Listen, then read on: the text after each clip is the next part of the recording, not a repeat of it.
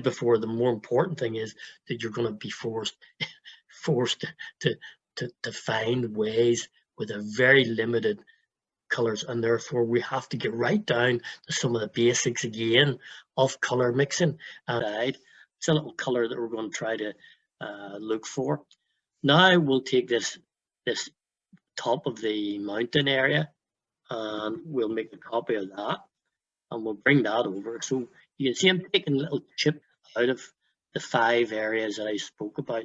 So in other words, they need a little bit more water. Actually, as it happens, I don't think it does much, but I'm gonna put a tiny bit more water into it just to make it slightly less acidy there, you know. I think I'm maybe gone too far, so just undo a little tiny wee bit more red. Just want to get compromise here. So let's run with that. Okay, and then to remind you too that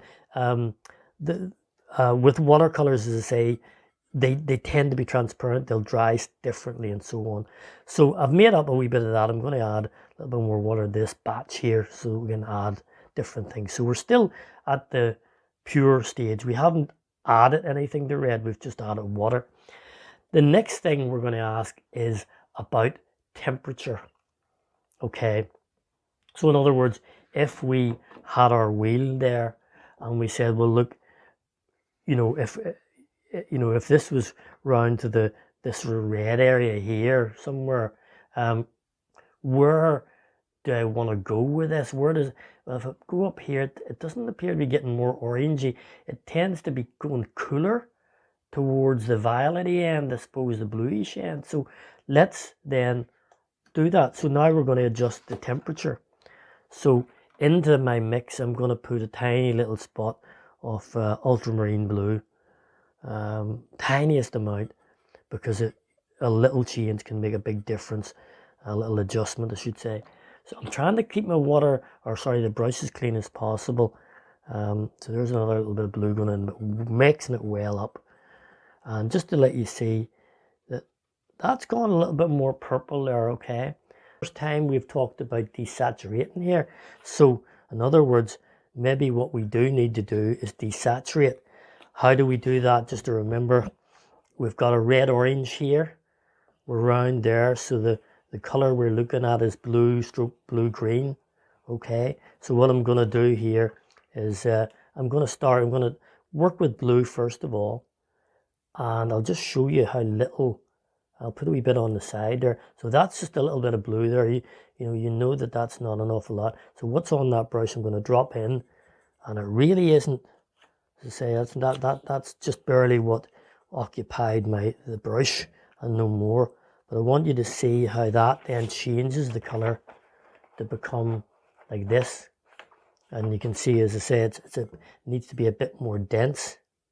Let's have a look at the more intense version of it. And look where we are now. It's lighter because it, as I say, it's quite watery. But if I can put a slightly deeper variations on it, you can see there it's just got that, just subdued green.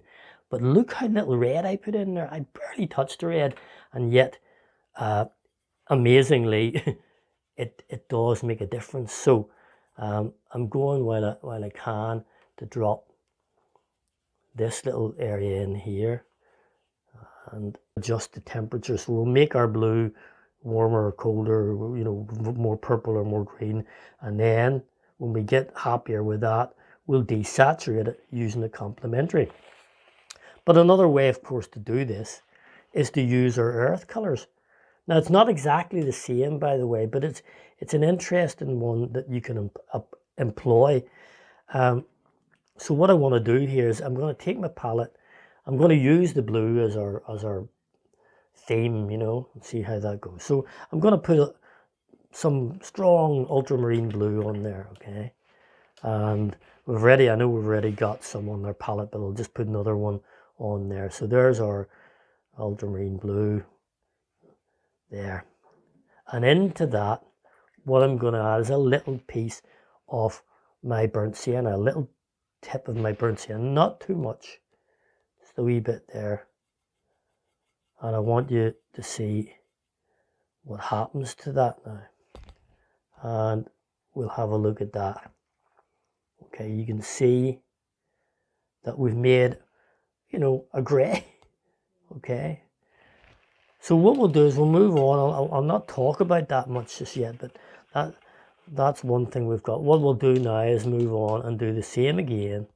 We're going to work through those earth colours. This time, another patch of ultramarine. Clean up the brush. This time we're going to add a little bit of yellow ochre to it. Drop it in. And just, you can see the change there. That's why I'm leaving that a little bit. And we'll just put that down below that one, okay. So that's that. Rinse the brush, clean up. And we'll do it one more time with our burnt umber. So I made another batch of the darker tone color that we were matching a moment ago, and put another layer on just to try and create that nice strong contrast between the distance and the foreground, and I feel better about that. And what I've done is I've started to play around, suggesting a few little tufts like grass or something just to make the picture more interesting. But really the point of this exercise is to see how we could have related these colors to what's on the picture. And you can see in general I have got reasonably well with the 5 that I selected. So